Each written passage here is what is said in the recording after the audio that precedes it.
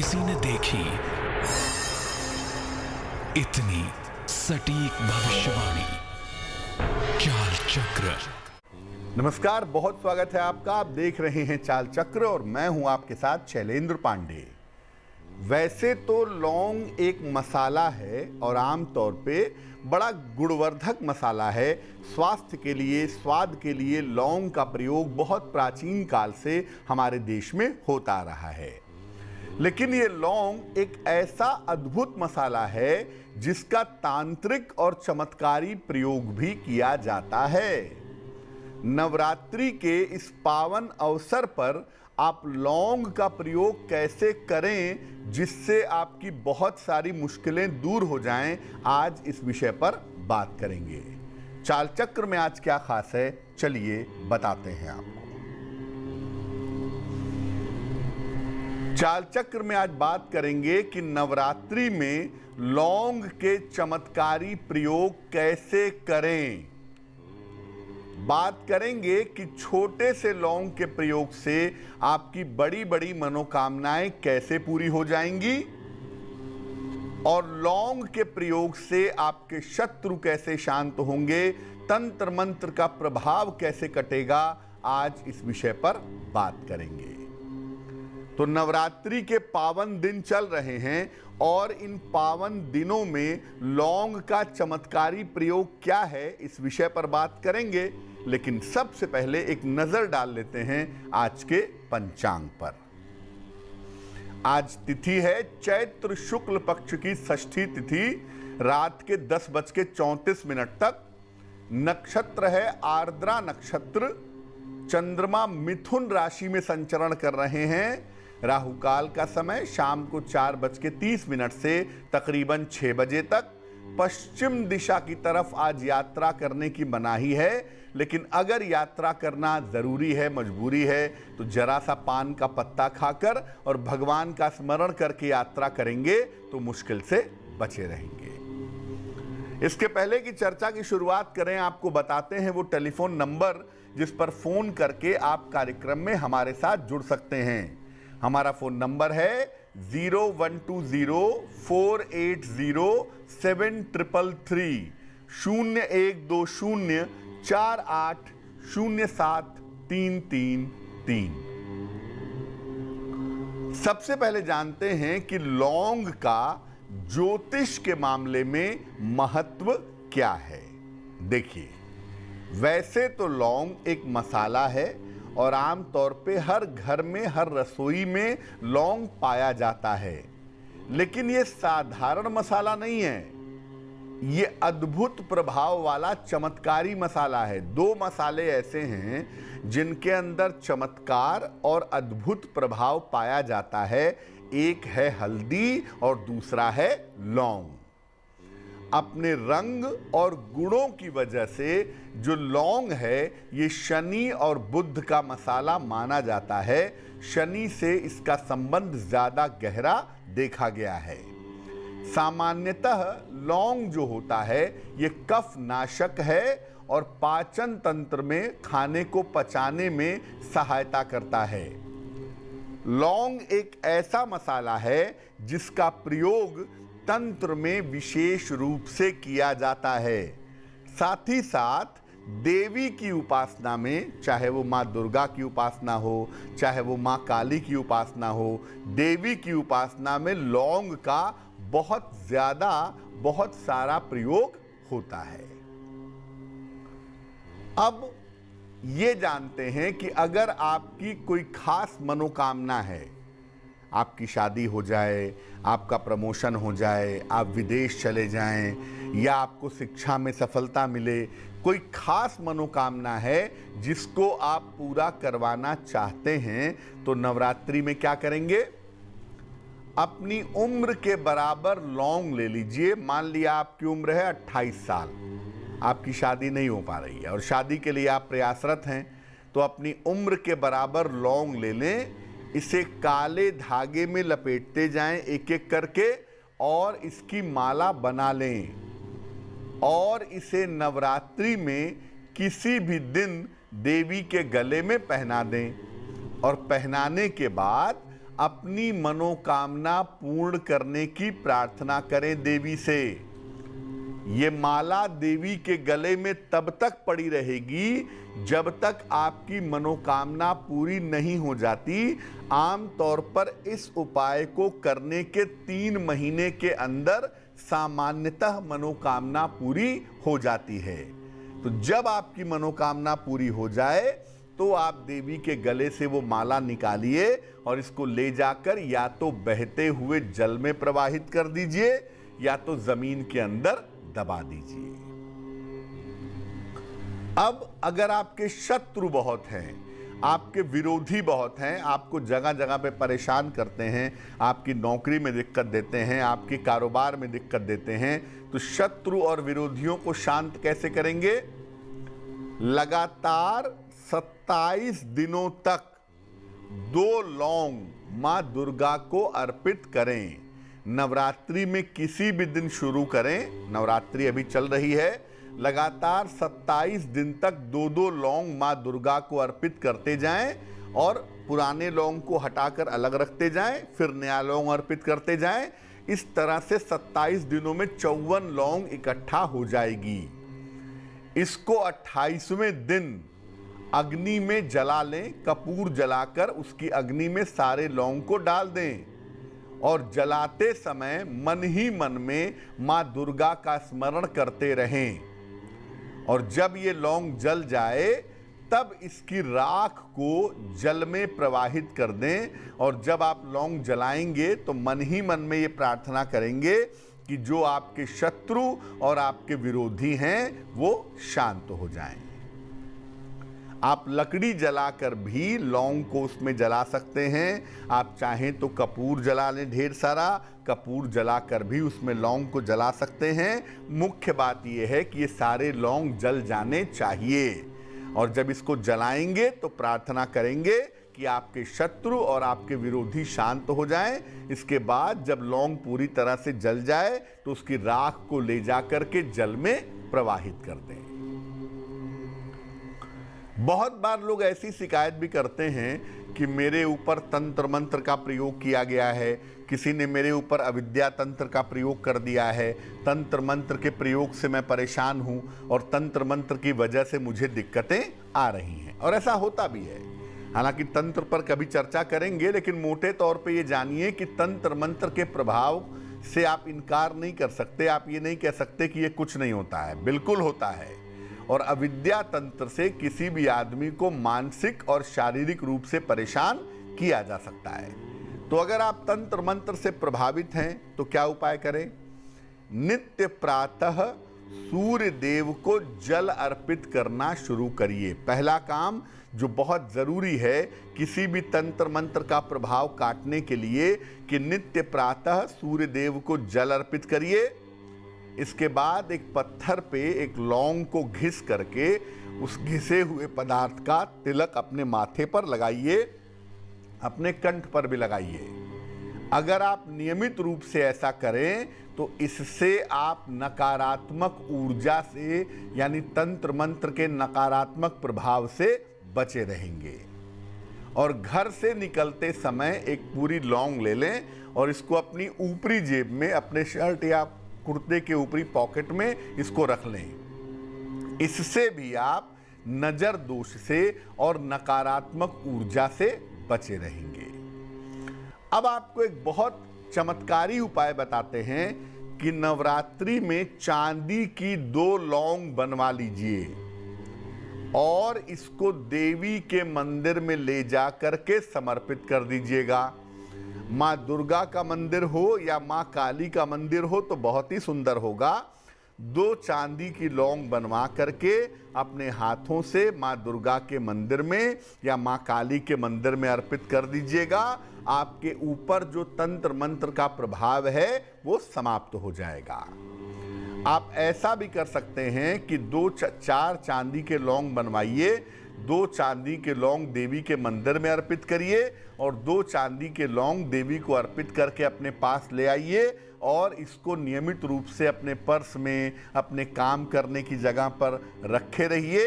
इससे आगे भी तंत्र मंत्र का असर आपके ऊपर नहीं होगा और आगे भी आप तंत्र मंत्र के प्रभाव से बचे रहेंगे। लौंग के बारे में दो खास बातें और बता दूं जो आप नवरात्रि में जिसका प्रयोग आप कर सकते हैं। नवरात्रि में आप कोई प्रसाद देवी को अर्पित करें ना करें, कोई भोग लगाएं ना लगाएं, लेकिन बताशा जानते होंगे चीनी का बनता है, तो एक बताशे के ऊपर 2 लौंग रख करके आप नियमित रूप से देवी को अर्पित करें और उसी लौंग को बाद में प्रसाद के रूप में ग्रहण करें। इससे आपके स्वास्थ्य की समस्याएं दूर हो जाएंगी। दूसरी बात यह है कि आप जब भी देवी को लौंग समर्पित करें, ध्यान रखें इस बात का कि लौंग टूटी हुई नहीं होनी चाहिए, पूरी तरह से साबुत लौंग हो, पूरी तरह से सही लौंग हो, ऐसी ही लौंग अर्पित करेंगे। और एक बार में 2 लौंग कम से कम अर्पित करेंगे। सिंगल लौंग या एक लौंग अर्पित नहीं कर सकते, जोड़े में लौंग अर्पित करना हमेशा ही फायदेमंद बना रहेगा। तो आप नियमित रूप से अपनी पूजा में भी, खास तौर से सप्ताह में एक दिन, हर शनिवार को 2 लौंग माँ दुर्गा को अर्पित करते रहें और उसे प्रसाद रूप में ग्रहण करते रहें। सामान्यतः आपको ग्रहों की, नक्षत्रों की बाधा परेशान नहीं करेगी। वक्त एक छोटे से ब्रेक का है, लेकिन ब्रेक पर जाने के पहले जान लेते हैं कि आज की जिज्ञासा क्या है। आज की जिज्ञासा है कि देवी की पूजा करते समय किस तरह का तिलक लगाना चाहिए। देवी की पूजा करते समय किस तरह के तिलक का प्रयोग करना फायदेमंद होगा। इस महत्वपूर्ण प्रश्न का उत्तर देंगे एक छोटे से ब्रेक के बाद। एक भविष्यवाणी, चाल चक्र। स्वागत है आपका ब्रेक के बाद। ब्रेक पर जाने के पहले हम आपके प्रश्न के उत्तर दे रहे थे और साथ ही साथ आपको बता रहे थे नवरात्रि में लौंग के चमत्कारी प्रयोगों के बारे में। बात अब आपके राशियों की करेंगे, आपके प्रश्न का उत्तर भी देंगे, लेकिन उसके पहले स्वस्थ रहने के सरल उपाय निरोगी भव में। भोजन करने के पहले एक लौंग चूस कर चबा कर खाइए और भोजन करने के बाद भी एक लौंग खाइए। ऐसा करने से आपका डाइजेस्टिव सिस्टम, आपका पाचन तंत्र बिल्कुल ठीक बना रहेगा। चलिए राशियों के सिलसिले की शुरुआत करते हैं। सबसे पहले मेष राशि। मेष राशि, कोई शुभ सूचना प्राप्त होगी, रुके हुए काम पूरे होंगे, स्वास्थ्य की स्थिति ठीक बनी रहेगी। शुभ रंग लाल और भाग्य होगा 70%। वृषभ राशि, स्वास्थ्य में सुधार होगा, रुके हुए काम आपके पूरे होंगे, पारिवारिक कार्यों में व्यस्तता बनी रहेगी। शुभ रंग धानी और भाग्य होगा 80%। मिथुन राशि, रिश्तों की समस्या हल होगी, व्यस्तता बढ़ी रहेगी, धन लाभ के योग बन रहे हैं। शुभ रंग गुलाबी और भाग्य होगा 90%। कर्क राशि, छोटी छोटी बातों पर तनाव मत पालिए, सेहत का ध्यान रखिए, सूर्य देव को जल अर्पित करिएगा आज। शुभ रंग आसमानी और भाग्य होगा 60%। सिंह राशि, रुके हुए काम आज आपके पूरे होंगे, मानसिक चिंताएं आज आपकी समाप्त होंगी और आज आपके संतान की उन्नति भी होगी। शुभ रंग लाल होगा और भाग्य साथ निभाएगा 70%। कन्या राशि, रुके हुए काम पूरे होंगे, धन लाभ के योग बन रहे हैं, संपत्ति लाभ इस समय हो सकता है। शुभ रंग नारंगी और भाग्य होगा 80%। तुला राशि, छोटी यात्रा की संभावनाएं आज दिख रही हैं आपके लिए, मान सम्मान की प्राप्ति होगी और धन की समस्या आपकी हल होगी। शुभ रंग पीला और भाग्य साथ निभाएगा 75%। वृश्चिक राशि, स्वास्थ्य का ध्यान बनाए रखें, रोजगार में समस्या हो सकती है, सूर्य देव को जल अर्पित करें। शुभ रंग सफेद और भाग्य होगा 60%। धनु राशि, पारिवारिक समस्याएं दूर होंगी, करियर में आपके सुधार होगा, उपहार सम्मान का लाभ मिलेगा। शुभ रंग हरा और भाग्य होगा 70%। मकर राशि, स्वास्थ्य का ध्यान आज बनाए रखिएगा, हालांकि काफी व्यस्तता दिखाई दे रही है आज के दिन। शत्रु और विरोधी आपके शांत होंगे। शुभ रंग हल्का पीला और भाग्य होगा 65%।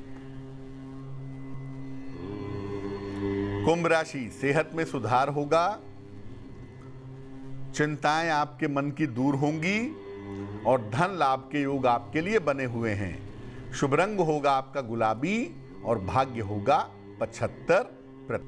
मीन राशि, व्यर्थ की चिंता हो सकती है, काम में जल्दबाजी ना करें, सूर्य भगवान को आज जल अर्पित कर दीजिएगा। शुभ रंग आसमानी और भाग्य होगा 60%। इस बीच एक दर्शक जुड़ रही हैं हमारे साथ, किरण जी हैं मिर्जापुर से, उनसे बात करते हैं। किरण जी बताइए। हेलो पंडित जी, प्रणाम। जी नमस्कार। पंडित जी, मुझे अपने पति के बारे में पूछना था। जन्म तारीख बताइए उनकी। पंडित जी, मुझे इनकी जन्म तारीख तो नहीं पता, भादों में रहे थे ये। कितनी उम्र है आपके पति की? इनकी 26 है। 1 से 9 के बीच में कोई संख्या बोलिए। 7। पूछिए क्या प्रश्न है? अरे हमारे पति जी का मतलब कोई नया काम शुरू करना चाहते हैं, इनका कोई काम बन नहीं रहा है। एक जगह हमारा पैसा फंसा हुआ है तो पैसा मिल नहीं रहा है, आजकल लगाए, इसमें बहुत परेशानी आ गई घर में। आपने जो अंक बताया है और जो प्रश्न कुंडली इस समय बनती है, उसके हिसाब से आपके पतिदेव खाने पीने की चीजों का, जमीन से संबंधित या फलों सब्जियों से संबंधित कोई व्यवसाय करने वाले हैं और ये व्यवसाय अगले महीने से, मई के महीने से इनका शुरू होगा, इसकी संभावना दिखाई दे रही है। जहां तक फंसे हुए पैसे का प्रश्न है, फंसा हुआ पैसा आपके पतिदेव को मिलने की संभावना इस समय बन गई है। खासतौर से सूर्य के राशि परिवर्तन के बाद से इनकी स्थितियां अब लगातार बेहतर होती चली जाएंगी। आप अपने पतिदेव को बोलिए कि रोज 1 लोटा जल सूर्य को चढ़ाएं और जल में थोड़ी सी हल्दी मिलाएं। रोज सवेरे 108 बार बृहस्पति के मंत्र का जप करें, ओम ब्रिम बृहस्पते नमः, तो इनके लिए बहुत अच्छा रहेगा। एक और दर्शक जुड़ रही हैं हमारे साथ, ऋतु हैं गुड़गांव से, उनसे बात करते हैं। ऋतु बताइए। पंडित जी नमस्ते। जी नमस्कार। जी पंडित जी, मुझे अपने हस्बैंड के लिए पूछना है। जन्म तारीख बताइए उनकी। उनका बर्थडे है 30 नवंबर 1991। समय क्या है? समय तो नहीं पता पंडित जी। 1 से 9 के बीच में कोई संख्या बोलिए। 4। पूछिए क्या प्रश्न है? जी पंडित जी, वो कुछ भी काम करते हैं तो उसका काम नहीं होता है। पहले सिंगिंग करी थी तो सिंगिंग में भी इतने नहीं हुए थे। अभी क्या कर रहे हैं आपके पति? अब तो कुछ नहीं कर रहे हैं, घर में बैठे हैं। देखो, जो प्रश्न कुंडली बनती है इस समय की और जो अंक आप बताती हैं, उसके हिसाब से तो आपके पतिदेव को व्यवसाय ही करना चाहिए, क्योंकि नौकरी की संभावना तो प्रश्न कुंडली में बन नहीं रही है। और अगर ये व्यवसाय कपड़ों से संबंधित हो, अगर ये व्यवसाय इलेक्ट्रिकल इलेक्ट्रॉनिक्स का हो, अगर ये व्यवसाय ट्रांसपोर्ट से संबंधित हो, तो आपके पति को इस व्यवसाय में फायदा होगा। वैसे आपके पतिदेव का जो बेहतर समय है वो इस साल के जून जुलाई से शुरू होता हुआ दिख रहा है, और जून जुलाई के बाद वाले समय में आपके पतिदेव को अच्छी सफलता मिलेगी, ये संभावना बनी हुई है। आप अपने पतिदेव को 2 उपाय करने को कहिए। एक तो आपके पतिदेव रोज सुबह सूर्य भगवान को जल चढ़ाएंगे, सादा पानी, प्लेन वाटर, और सुबह शाम दोनों समय राहु के मंत्र का जप करेंगे, ओम रांग राहवे नमः। अगर ये उपाय करना शुरू करें तो उनकी मुश्किलें हल हो जाएंगी। चलिए अब बात कर लेते हैं उनकी जिनका है आज जन्मदिन। जिन लोगों का जन्मदिन है उन्हें हम सबकी तरफ से जन्मदिन की हार्दिक शुभकामनाएं। आने वाले वर्ष में आपके करियर में बदलाव और लाभ के योग बने हुए हैं। नई संपत्ति का लाभ भी इस समय हो सकता है, लेकिन इस साल आपकी सेहत में उतार चढ़ाव दिख रहा है। किसी भी तरह के वैवाहिक जीवन में समस्या आती है तो उसका ध्यान रखना जरूरी रहेगा। क्या करना चाहिए? पूरे साल भर भगवान सूर्य के सामने हनुमान चालीसा का पाठ करें तो आपके लिए बहुत अच्छा होगा। चलिए अब जान लेते हैं आज की जिज्ञासा और उसका समाधान। आज की जिज्ञासा है कि देवी की पूजा करते समय किस तरह के तिलक का प्रयोग करना चाहिए। देखिए, देवी की पूजा शाक्त तंत्र की पूजा मानी जाती है। इसमें हमेशा लाल रोली या लाल चंदन के तिलक का प्रयोग करना चाहिए। ये तिलक मस्तक और कंठ पर लगेगा और ये बिल्कुल गोल होगा, गोलाकार होगा। यही तिलक देवी की पूजा में गोल तिलक लाल चंदन का या रोली का लगाना उत्तम रहता है। चलिए अब जान लेते हैं शुभ पहर का महत्वपूर्ण समय क्या है। शुभ पहर का समय है शाम को 6 बजे से 7:30 तक